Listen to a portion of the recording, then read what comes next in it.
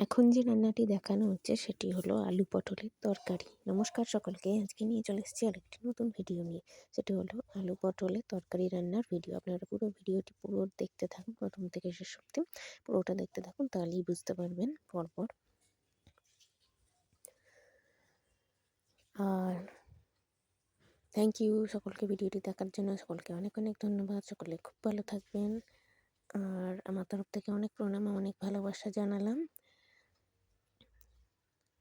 আপনারা দেখতে থাকুন।